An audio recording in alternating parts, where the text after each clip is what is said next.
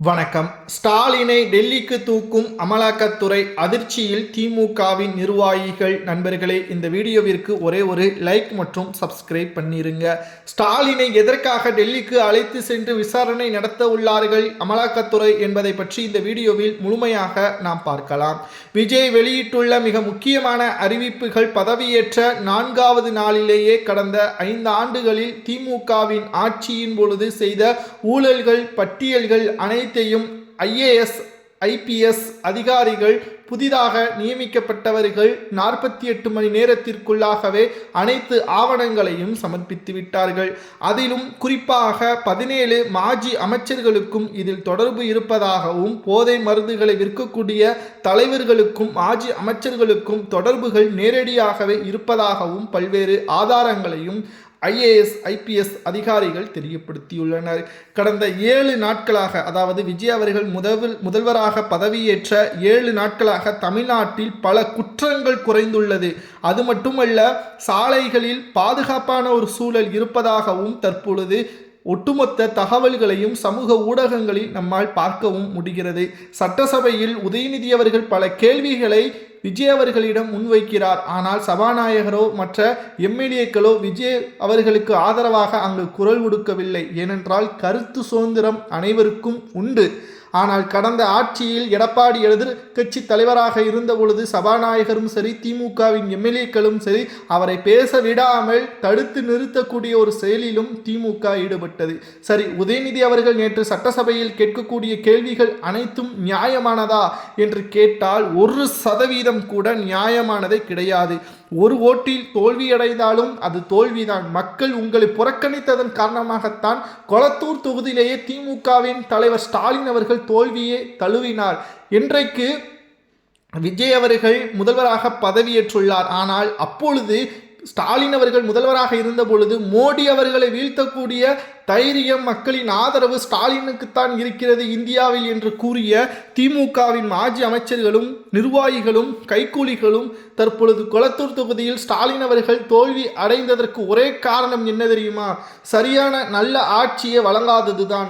அதிலும் குறிப்பாக விஜய் அவர்கள் பிரச்சாரத்திற்கு கொளத்தூருக்கு சென்றபோது அதை தடுத்து நிறுத்தி சேகர்பாபு போன்றவர்கள் செய்த ஒட்டுமொத்த அராஜகமும் தான் அந்த சூரியன் சின்னத்திற்கு விழாமல் விசில் சின்னத்திற்கு மக்கள் வாக்குகளை செலுத்தியுள்ளனர்.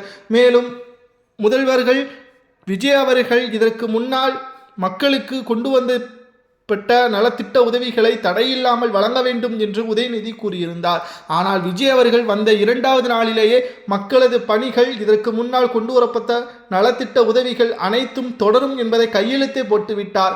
அதை பார்த்த பிறகுதான் உதயநிதி சட்டசபையில் நாங்கள் கேள்வி கேட்ட பிறகுதான் மக்களுக்கு இந்த பணிகள் மற்றும் இதற்கு முன்னால் கொண்டு வரப்பட்ட நலத்திட்ட உதவிகள் நடைமுறையில் இருப்பதாக அவர்கள் பெருமையாகவும் பேசுவார்கள். அது எல்லாம் நமக்கு தேவையில்லை. முதல்வர் விஜய் அவர்கள் என்ன கூறினார் தெரியுமா? மக்களுக்கு நல்லது செய்ய வேண்டும், அதில் எந்த ஒரு குறையும் இருக்கக்கூடாது. திமுக என்ன வேண்டுமானாலும் கூறட்டும், நாம் அமைதி காப்போம், நாம் நல்வழியை காட்டுவோம், நாம் நல்ல ஆட்சியை புரிவோம், மக்களுக்கு எது நல்லது எது கெட்டது என்பது புரியும் என்பதை ஒரே வார்த்தையில் கூறிவிட்டார். தற்பொழுது அடுத்த கட்டமாக ஸ்டாலின் அவர்களை சுற்றி வளைக்கும் விஜய்.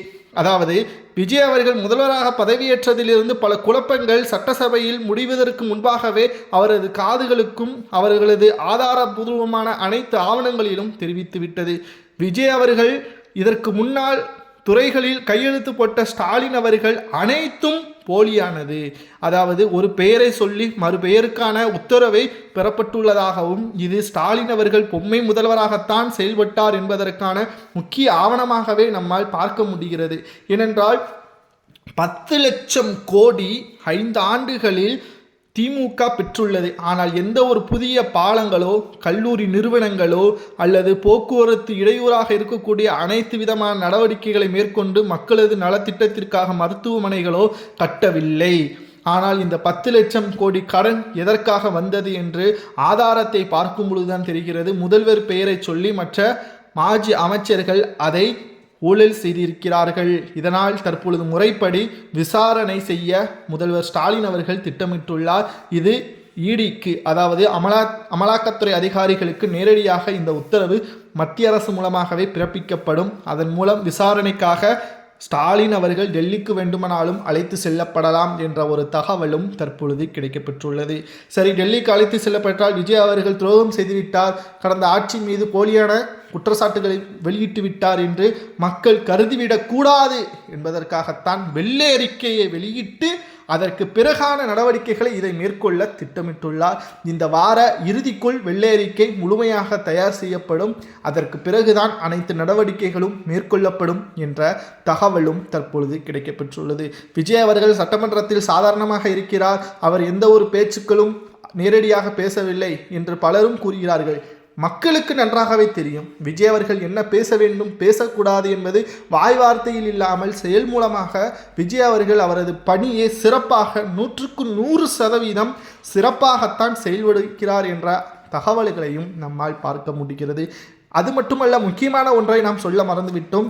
இந்த இளம் தலைமுறையினர்கள் அதிகமாக டிவி ஷோக்களை பார்ப்பதை விட தற்பொழுது சட்டசபையை 4 மணி நேரம் முழுமையாக பார்க்க வைத்தவர் விஜய் அவர்கள். தற்போது இருக்கக்கூடிய அரசியல் சூழலில் அரசியல்னா என்ன, சட்டசபையில் எப்படி பேசுகிறார்கள், என்ன பேசுகிறார்கள் என்பதை தற்பொழுது 4 மணி நேரம் உட்கார்ந்து பார்க்கக்கூடிய அளவை தீர்மானித்தவர் விஜய் அவர்கள் என்பதில் எதிர்க்கட்சியினர்களுக்கு மாற்று கருத்து இருக்க முடியாது. ஊழல் எங்கு நடைபெறுகிறது, என்ன பேசுகிறார்கள், அந்த எம்எல்ஏக்கள் தொகுதியை சார்ந்த எம்எல்ஏக்கள் எப்படி போலியான வாக்குறுதிகளை கொடுத்து அங்கு அமைதியாக உறங்கிக் கொண்டிருக்கிறார்கள் திமுகவின் எம்எல்ஏக்கள் என்பதை மக்கள் நேரடியாக பார்க்க வைத்து விட்டார் விஜய் அவர்கள் என்ற தகவலும் தற்பொழுது கிடைக்கப்பெற்றுள்ளது. அடுத்த செய்தி, உதயநிதி அவர்களுக்கு மன உளைச்சல். முதல்வராக விஜய் வந்தது பொறுத்து கொள்ள முடியாமல் பலகால எதிரியாக இருக்கக்கூடிய அதிமுகவுடன் கைகோர்க்க ஸ்டாலினிடம் 4 மணி நேரம் ஆலோசனையை உதயநிதி அவர்களும் அவரது ஆதரவாளர்களும் நடத்தியுள்ளனர்.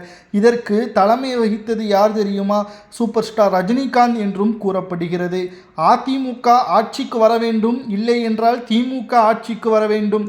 விஜய் அவர்கள் ஆட்சிக்கு வந்தால் ஒட்டுமொத்தமாக தமிழக மக்கள் ஓரம் கட்டப்படுவது ஏதேனும் ஒரு கட்சியே என்பதை ரஜினிகாந்த் அவர்கள் முதல்வர் ஸ்டாலின் அவர்களை சந்தித்திருப்பார் தேர்தல் முடிந்த மறுநாளே. அதில் இருந்துதான் பல குழப்பங்கள் திமுகவிற்கும் அதிமுகவிற்கும் திமுக கூட்டணி வைக்கப் போவதாக ஒரு 3 நாட்களாக சலசலப்பாக ஏற்படுத்தியது.